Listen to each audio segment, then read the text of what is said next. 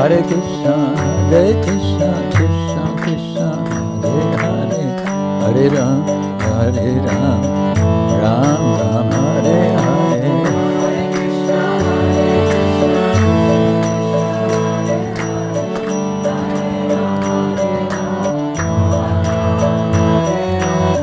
Hare Krishna, Hare Krishna, Krishna Krishna, Hare Hare, Hare Ram, Hare Ram, Ram Ram, Hare Hare.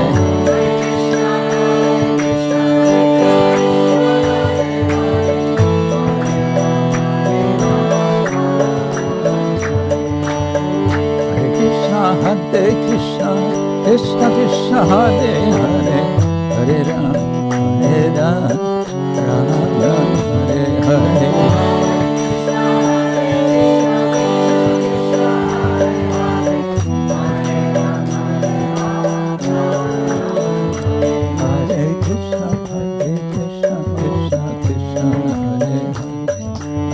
Hare Ram, Hare Ram, Ram Ram, Hare Hare.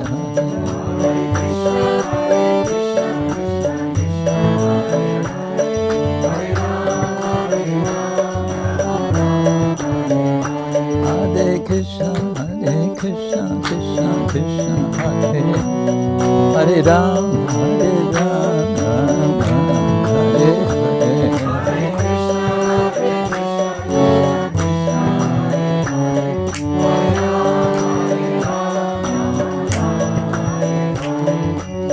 Bo, Hare Bo,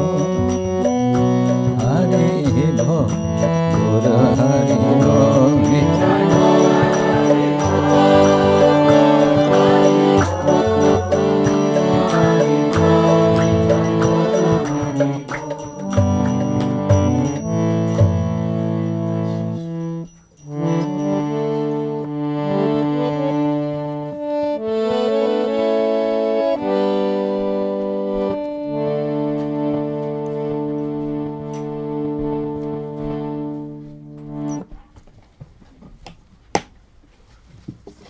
Something like that.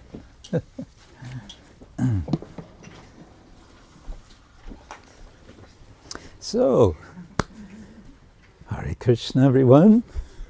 Welcome. Thank you for coming. Are we running? Okay, good. Nowadays, if it's not recorded, it didn't happen.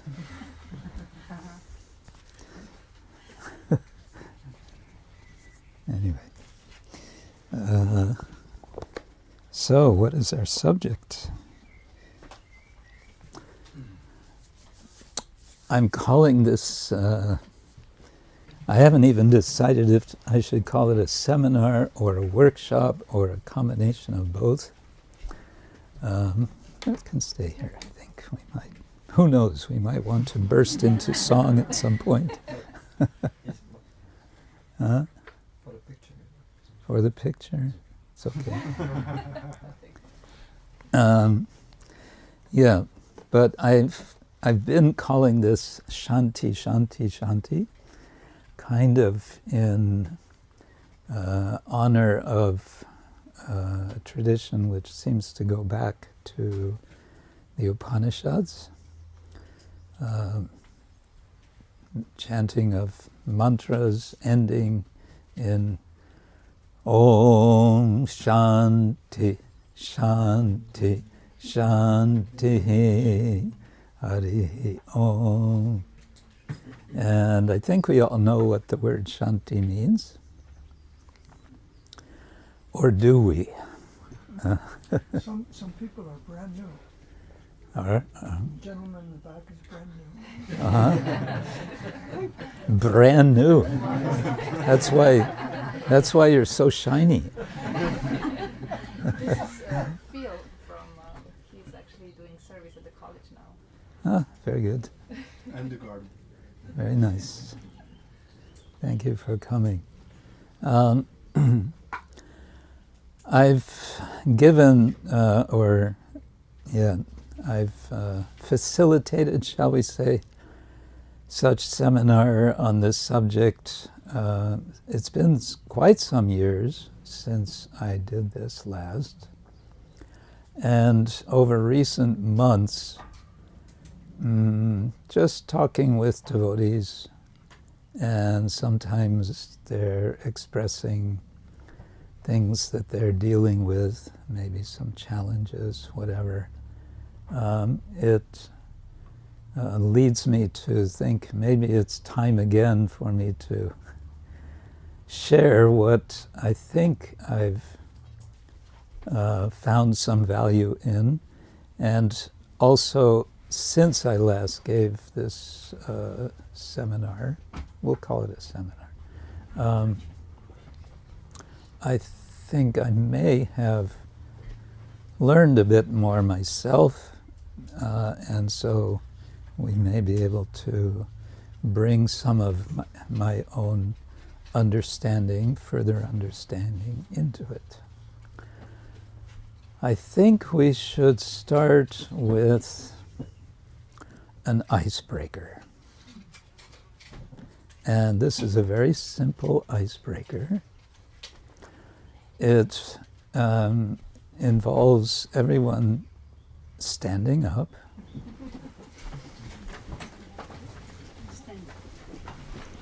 including me. And then we all go and look at ourselves in the mirror. No. Shanti. That doesn't sound...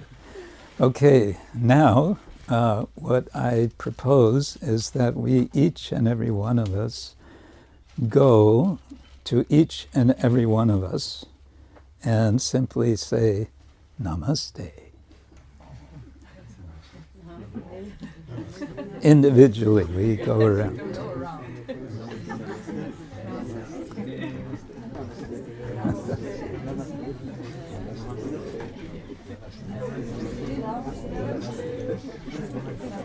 Namaste. Namaste. Nice to see you.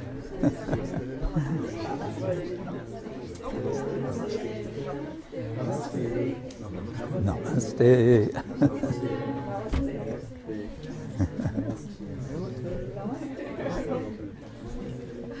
Namaste.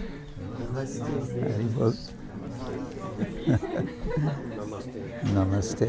Hare Krishna. Namaste. Namaste. Namaste. Hare Krishna. Namaste.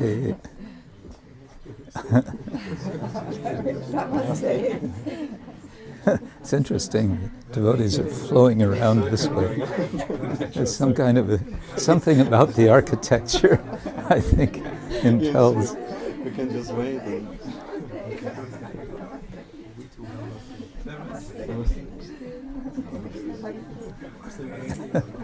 Namaste. Namaste. Namaste.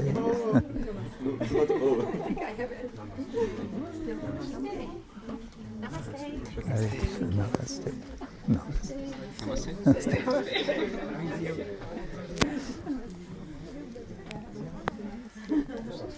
Well, before you sit down,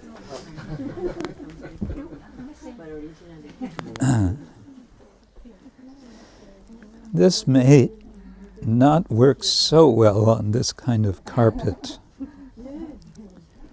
But what I'd like to do now is just for a few moments to become aware of 22 points on our feet.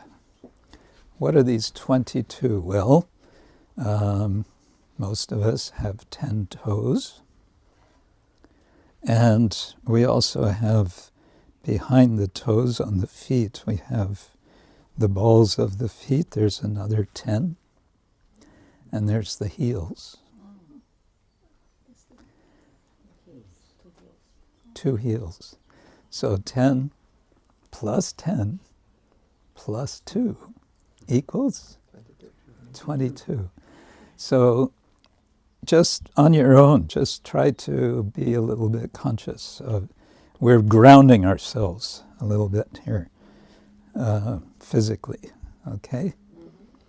You can chant Hare Krishna if you want while you do it, or nothing, or just kind of, okay, first toe, second, third, yeah, like that.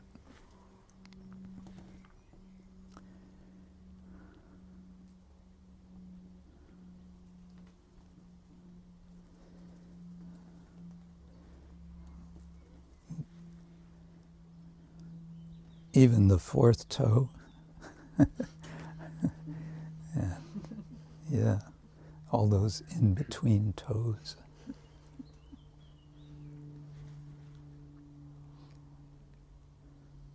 Yeah, we can also just have the ears open to listen to the sounds around us and let the sounds go through us.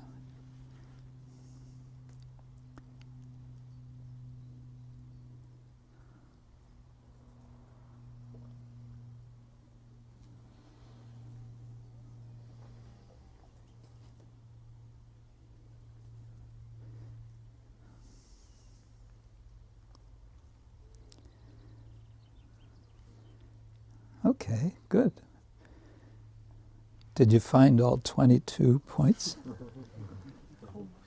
Almost. We're usually not so aware of those points, are we?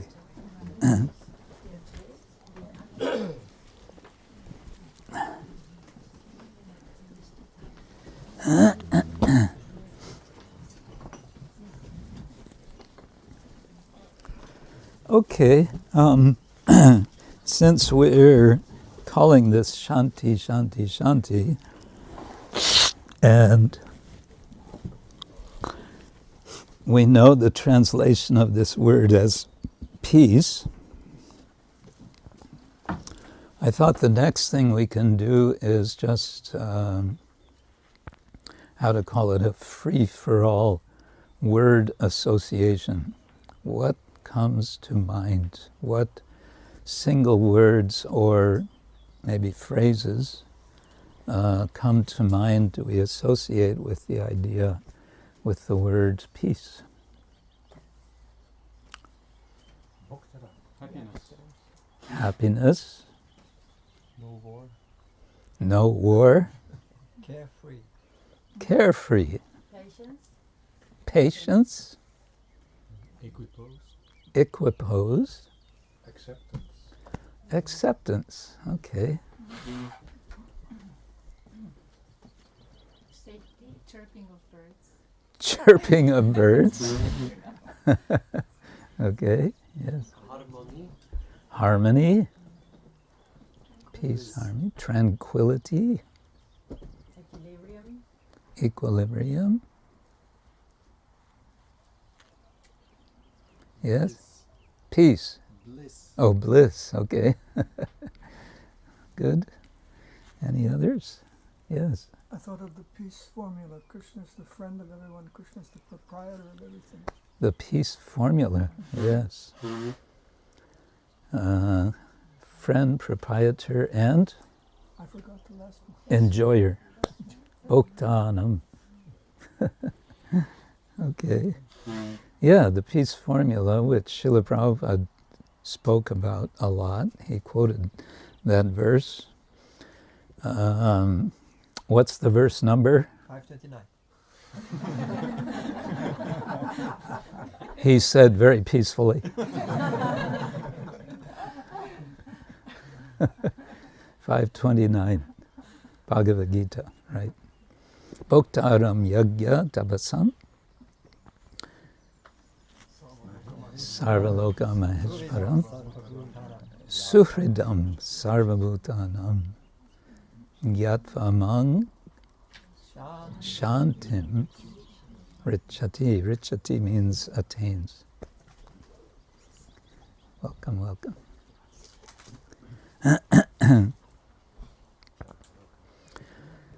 Yeah, so we have a lot of ideas and images that come with Shanti, with the idea of peace.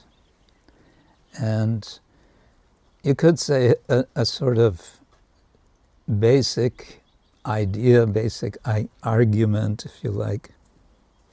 Argument may not be the right word.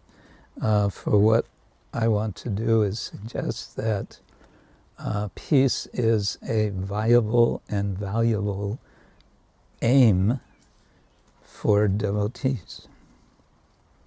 And you may say, well, so what else is new? I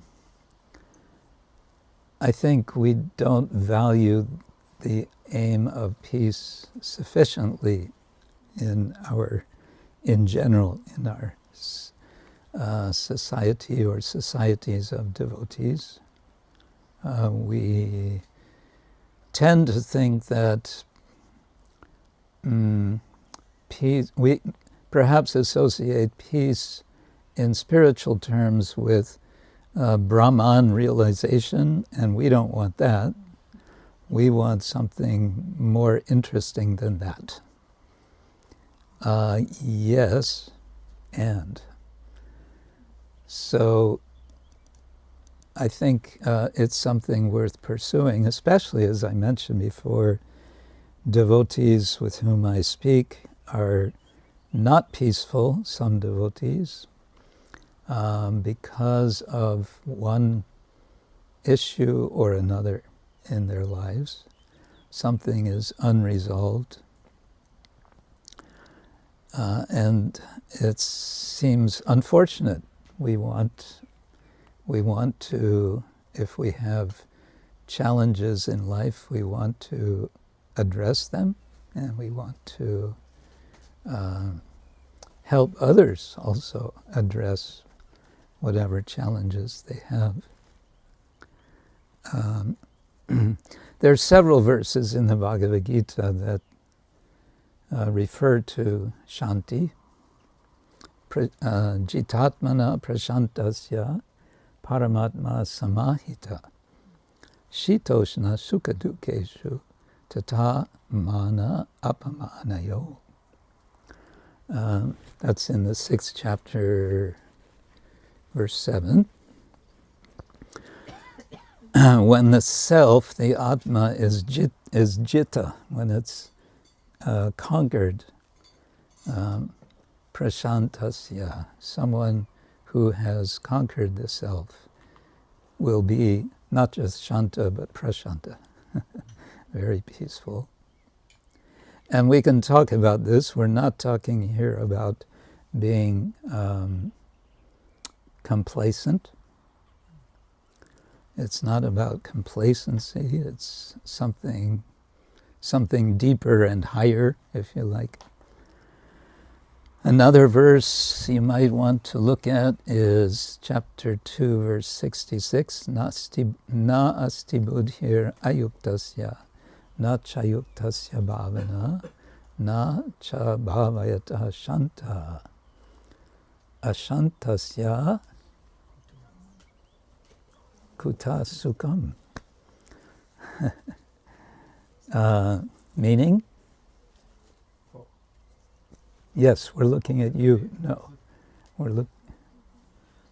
How can there be any happiness without peace? Well, that's the conclusion, yes. But that's good enough for our purpose. How can there be any happiness without peace? Kuta sukha. What is, from where will sukha, literally, well, where will sukha come from if there's no shanta? And how is there going to be shanta if there's no peace? If the buddhi, if the reasoning is ayukta, is not engaged, connected, yogad. Yukta just is the participle for yoga. Nasti buddhir ayuktasya nachayuktasya. Nacha ayuktasya bhavana. Bhavana here, I think Prabhupada translates as mind. So if the mind and this intelligence are not engaged in the Supreme, ashantasya kutasukam, where's the question of peace? So it's a rhetorical question, which means what? It means there will not be happiness without peace.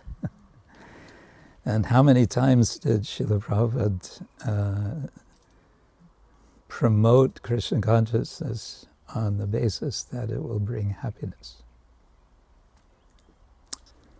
That was also a rhetorical question. I just realized. Yeah, there are other verses, and also so many in the Bhagavatam. We may come eventually back to those. But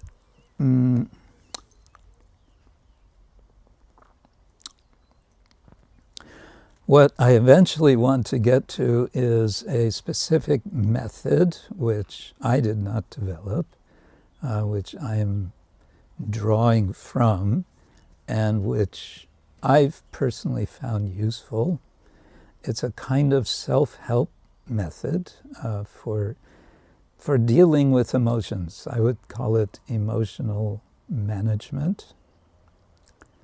And it's called the Sedona Method. It was kind of developed in the 1970s, I think, by some people probably in Sedona, Arizona. And as I said, I found it very helpful for myself. I recognize myself to be a work in progress of spiritual life. And I don't know if you had this experience the first time you read Nectar of Devotion. Haribol, welcome.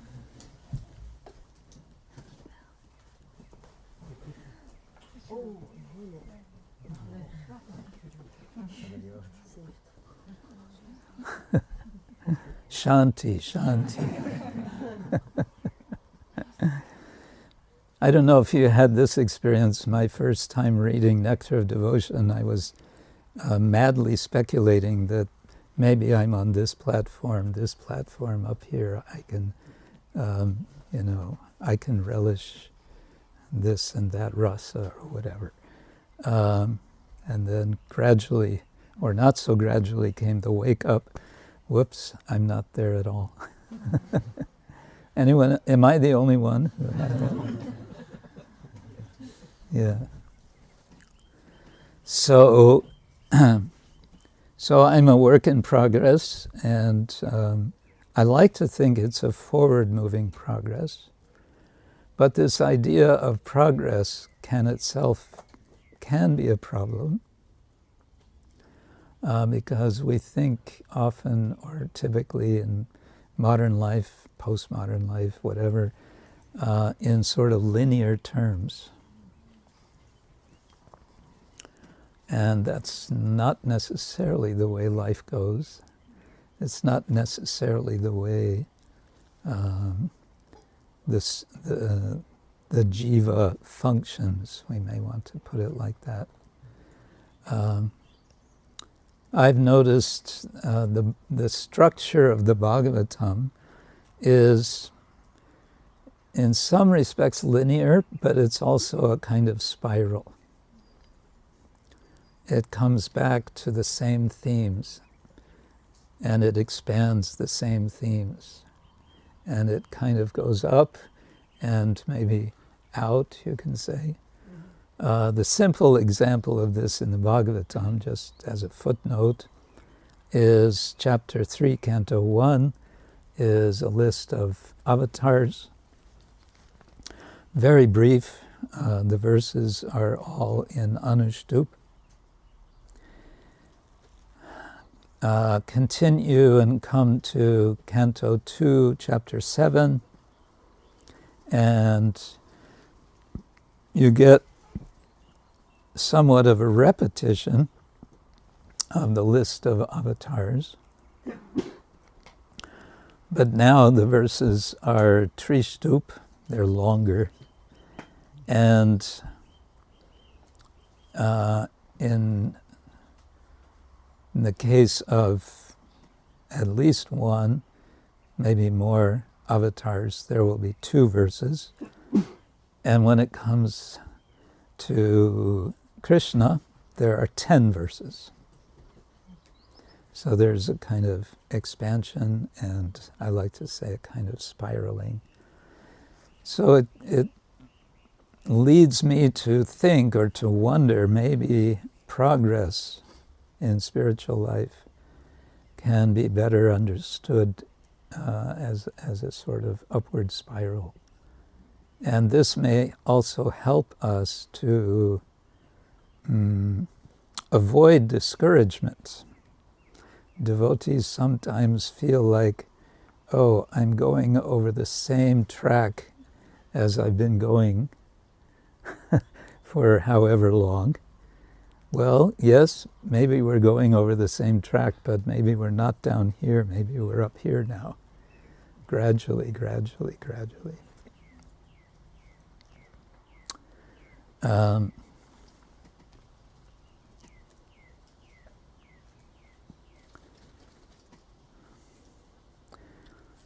So I mentioned emotional management, and this suggests especially dealing with the mind. In the Bhagavatam, Canto 5, Chapter 6, Verse 5, it says, the mind is the root cause of lust, anger, pride, greed, lamentation, illusion, and fear. Combined, these constitute bondage to fruitive activity. What learned man would put faith in the mind? Whoops. We tend to put a lot of faith in our minds, and here's another rhetorical question. What learned person, man or woman, I should add, would put faith in the mind? Shall I read that again?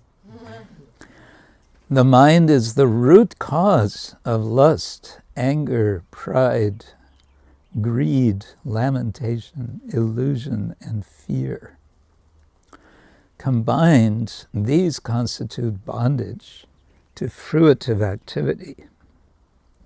Combined, they constitute bondage to fruitive activity. What learned man or woman would put faith in the mind?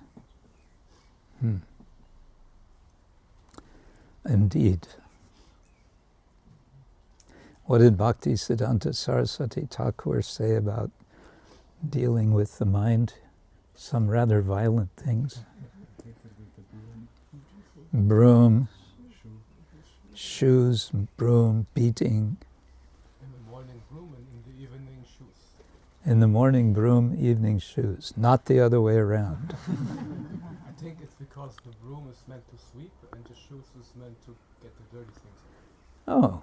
okay. So it has There's a logic to it. Thank you, yes. Okay, related to what we want to explore, and I want to think of this as exploration, as I said, I'm a work in progress. This subject, I would say, is also a work in progress. And that's a way of excusing myself for all shortcomings. But what I want to say is that we want to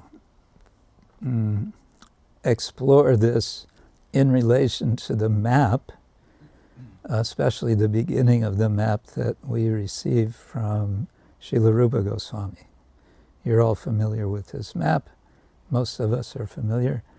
Ado shraddha tata sadhu sango ta tato anartha-nivritti syat.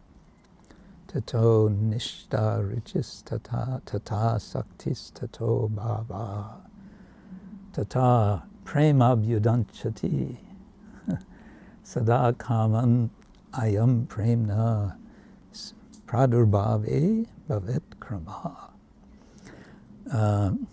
Krama, the last word, means step or stepping. So Rupa Goswami is giving us a nice map of a kind of progress which is going up, up, up, we may say. So that may sound like countering what I just was saying about the spiral. However, this map begins with shraddha. Shraddha we usually translate as faith. A more literal translation could be placed in the heart. And it's not, as I'm sure you're aware, it's not that we start with shraddha and then, okay, now I have shraddha, now I can go to sadhu sangha and I can forget about shraddha, etc., dropping off one after another. No, it's cumulative. But, of course, shraddha is another topic which we may, Hare Krishna, we may return back to in our spiral. But shraddha is something which is not something we get from outside. It's already placed in the heart. And the question is, where is it invested? And Krishna says as much in the beginning of chapter 17 of Bhagavad-gita. Sattva-nurupa sarvasya shraddha bhavati bharata shraddha mayo ayam purusha yo yat shraddha sa eva saha. The key word here is shraddha maya. We are, and the word maya is not maya, it's maya. It's little short A's without the lines in transcription. Shraddha maya. It means that's what we are constituted of. It's what we're made of. We're made of faith. But what's chapter 17 of Bhagavad-gita about? Divisions of faith. Divisions of faith. And specifically it's about how the faith gets invested in three gunas, the modes of nature. Yes? There is another concept of shastra. Where is the disposition of your heart at? The disposition of your heart at? What is the position of your heart? Disposition. Disposition. A disposition of the heart. Some are opening, some are closing the doors, some are opening it again. Is everyone okay with the door open? No. Well, half and half, in and out, up and down. We'll find peace one way or another. We're determined. One time I was in Bangladesh and there was a program in a village that started 7 o'clock in the evening. And this is sort of place, villages in Bangladesh, where the whole village comes. Hare Krishna program, including some Westerners. That's interesting. And it started at 7. At 11 o'clock, a sudden storm came. A very strong storm that blew down the pandal. I found shelter in a little hut somewhere and fell asleep. At 2 in the morning, I heard on a microphone, Krishna Kirtan Prabhu speaking. The program was continuing. The storm was over, and the whole audience, everything had been moved to another place, and the program continued until, I don't know, 5, 7 in the morning. Why was I talking about that? I don't remember. Open and close. Yes, yes. So anyway, no. So we have this map beginning with shraddha, and we kind of get it. Okay, shraddha has to be there. Then sadhu sangha, okay, that has to be there. And then bhajana kriya, yes, we do bhajana kriya. And then we come to this big stumbling block. Anartha, instead of anartha-nivritti, we get anartha-pravritti.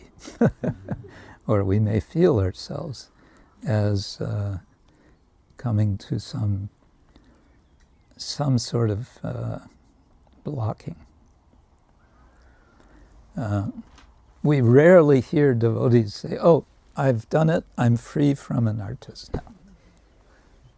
Anyone here? Even, we may, gross anarthas we may be free from, more subtle anarthas maybe not. And at the same time we feel it's the right thing, we want to become free. Bhaktisiddhanta Thakur explains we want to go from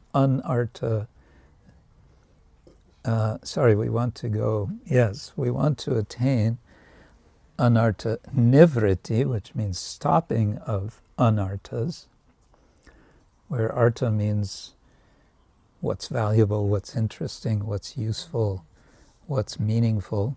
Anartha means meaningless, useless, valueless, an obstacle. Nivritti, stopping. So yes, we want that, so that, Bhaktisiddhanta Thakur says, we can do artha-pravritti. Haribo. I don't have anything for you. Artha-pravritti. Pravritti, engagement with artha, with what's useful, what's valuable, what's enlivening, what brings us toward Krishna. Yeah. Interesting, possibly, and this may be also just a footnote, the verse says, anartha-nivritti syat. Syat is, I think it's called subjunctive form of the verb to be, us. And I looked it up.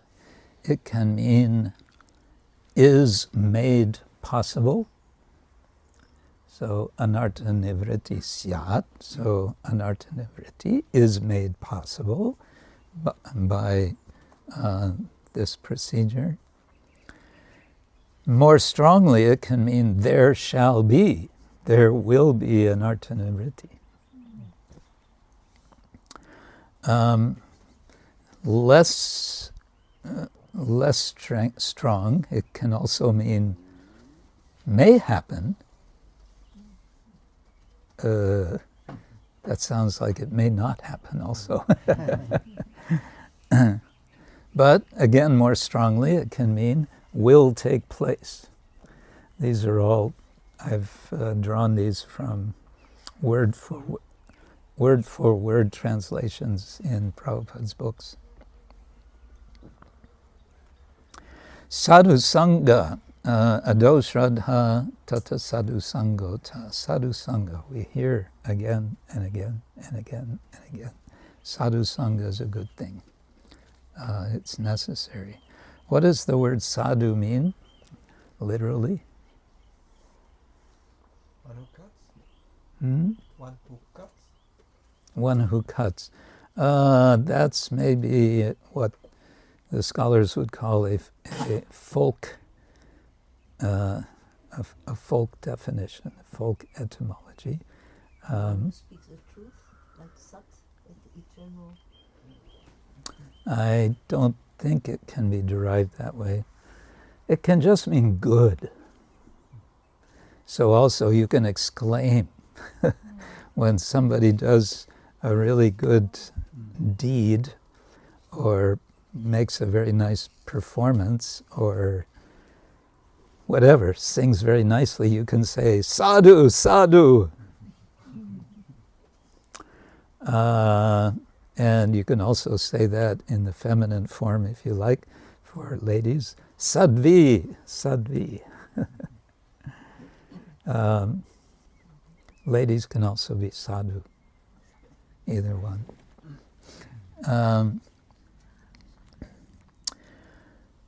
But what I want to say with that is sadhu sangha association, yes, with persons, but also association with the good. And I think we might be neglecting that idea also in our society. Why? Because we think good, that's just part of the dualism of good and bad or good and evil, and we want to be transcendental. We don't want to be good. Well, yes, and I would suggest we also want to be good, and we want to be with good people, and we want to become good. Prabhupada, at least once, said, first become conscious, then be Krishna conscious, or become Krishna conscious. So first becoming conscious might have something to do with also becoming good. And that could lead into a whole discussion of Vaishnava ethics, which we may come back to one way or another, but in any case, it's one dimension I think we can think about as valuable for getting ourselves to peace, to Shanti. In this method that I'm speaking about, which I'm giving credit to this system, this kind of self-help group, with reservations, because I've listened to many of their recordings, including the ones which explain their metaphysics. And their metaphysics are not our metaphysics. So with reservation, I say that now because someone may go off and say, oh, well, let me check out this Sedona Method, and then you find out, oh, they're into kind of impersonal. They have their ultimate goal seems to be Shanti, and that's not our ultimate goal. That's I'm saying that it's an important step toward our goal. So that's just a word of acknowledgement and unacknowledgement and warning, perhaps. Yeah. Emotions. So emotion management of emotions. We can think broadly a little bit about emotions. It has been said that there's a tendency of the emotions to separate the world into a half of the world that we like and a half of the world that we don't like. Now we usually hear the mind is accepting and rejecting. So another way to think of this is, how do I view the world? And this is suggesting that we view the world in two parts, and that it's the mind that's doing that. So the mind, one of its, you can say, very broad functions in the world is dividing the world, separating the world into one half that we say, yeah, I like it, and the other half that says, nope, I don't like it. Of course, we might say, well, I like not half, I like 1/4 of it, and I don't like 3/4. Or someone may say, well, there's only this much of it I like, and the rest I can't stand. But the point is, we are making this division in terms of ourselves, not the real self, but what we imagine to be ourselves, based on the ahankara, on this, false ego. Mm-hmm. And in relation to this, I want to suggest you may find it helpful. I always like to encourage devotees to go back to Bhagavad-gita. We have a tendency, some of us may have, to say, well, I've read Bhagavad-gita, as you'll meet many people in India. I know Bhagavad-gita. And then, and then you ask them something from it and they don't know. We may have something of that tendency, because Bhagavad-gita, Prabhupada said, it is ABCs of spiritual life. And I am knowing ABCs of spiritual life, so I don't need that anymore. I learned my ABCs when I was in first grade.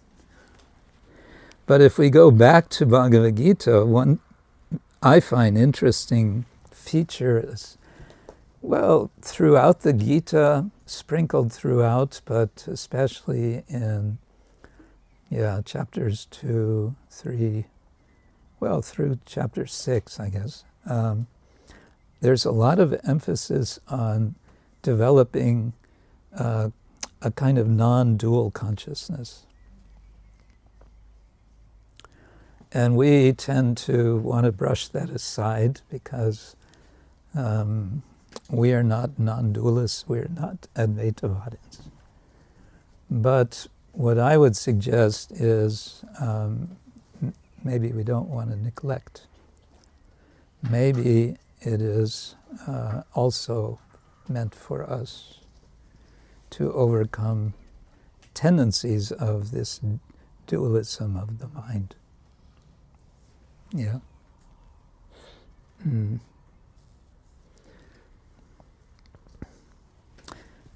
Maybe I should pause here and see if there are any thoughts or questions before we go on. So you're smiling so brightly, you must have something on your mind. Just this last point, because this non-dual consciousness, this chapter 3 till 6, what is then what we have to go deeper in to understand this? Which points are most helpful to go through?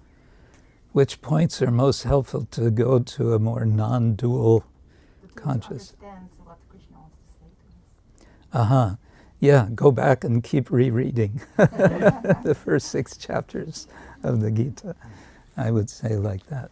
Yeah. Yoga sta kuru karmani sangam tyaktva dhanaj siddhya samo bhutva samatvam yoga uchate. He's giving definition of yoga in chapter 2. Yoga sta kuru karma. Stand in yoga, be situated in yoga, and siddhi asiddhi, sama, be equal in success and failure. for example. Before that, of course, we hear, actually it's Krishna's first practical instruction he gives to Arjuna, matra sparshas tu kaunteya.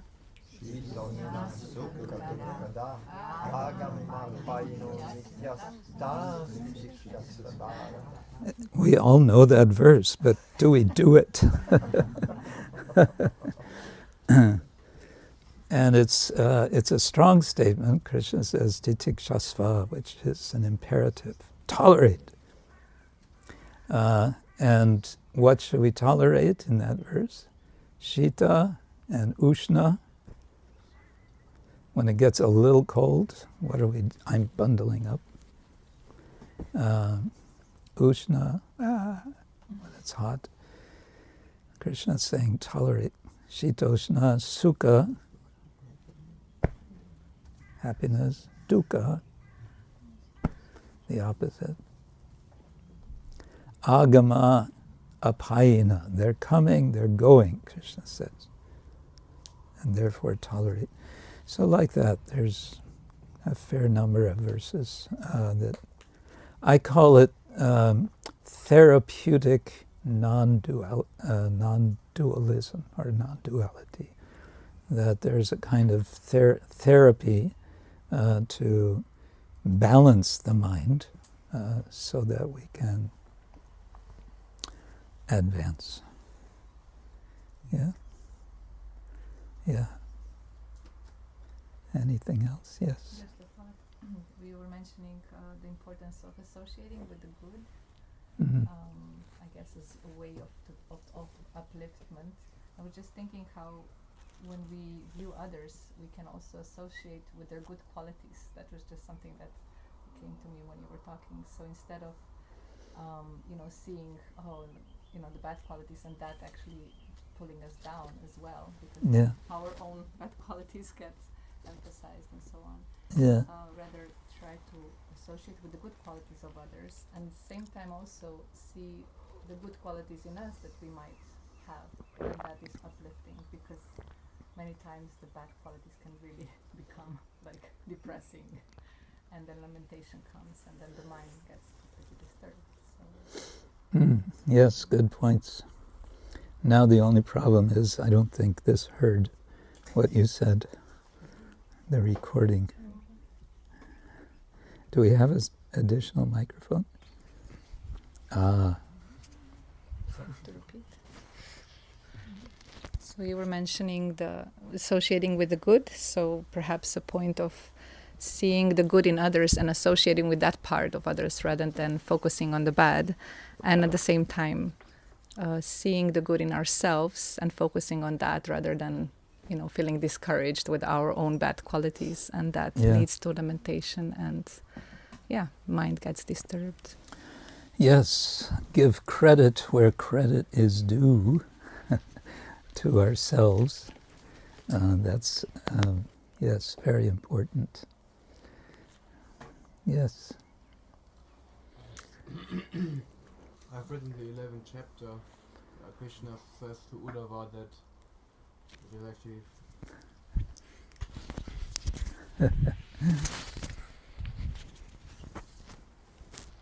Hare Krishna. So I read in the 11th canto of Srimad-Bhagavatam that Krishna says to Uddhava that one should not engage in praising or criticizing the mundane qualities of another person, which actually also goes into this non-dualism. And I'm thinking that, if we have a need for finding good qualities in us that we feel better, is it not that we are finding some material quality from the gunas and feel good that we have found a part of our false ego which is not abominable, but it's still false ego, isn't it? Right. First of all, that verse which you mentioned, one should not praise or blame another. As I remember, maybe it's in a commentary, that in any case it's good to praise. You can go ahead and praise others.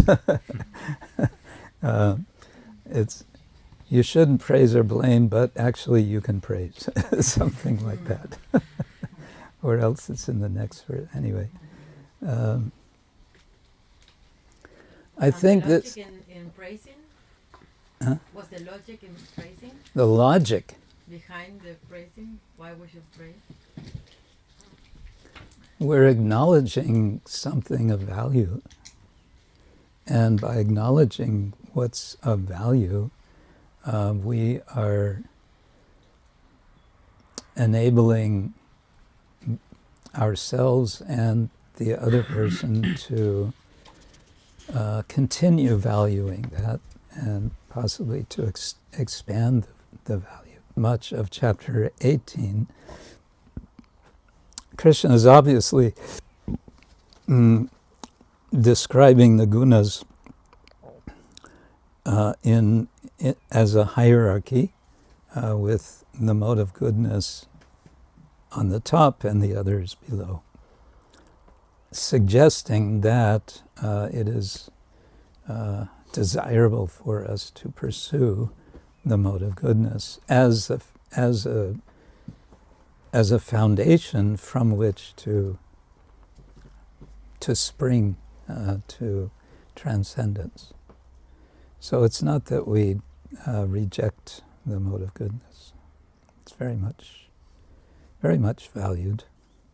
And on that topic, I like to also refer to Aristotle's, how do you pronounce it? Nicomachean ethics? Is that how you pronounce it? Nicomachean? Yeah, I know in French.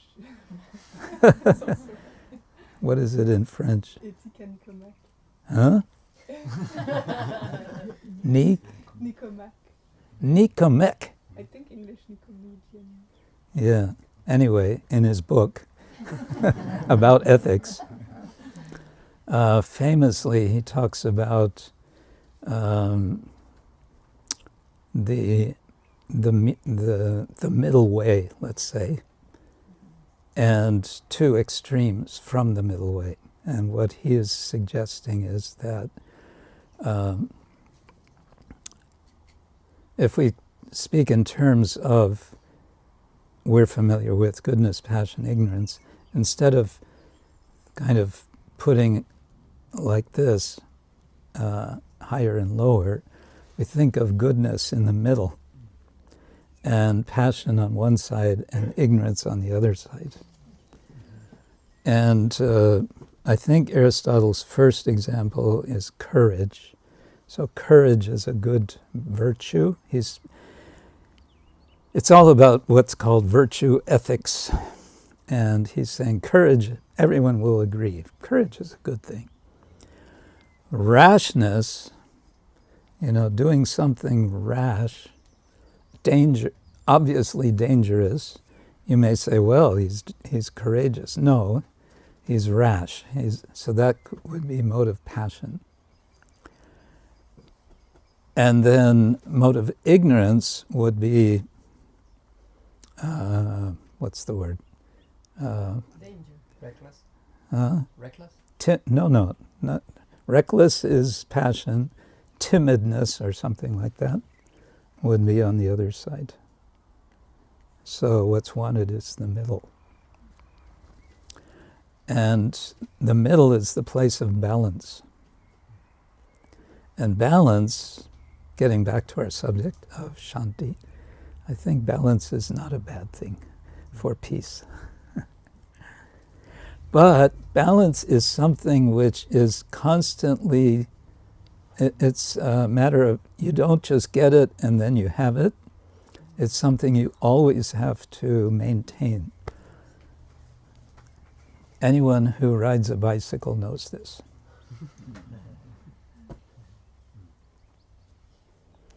Yeah.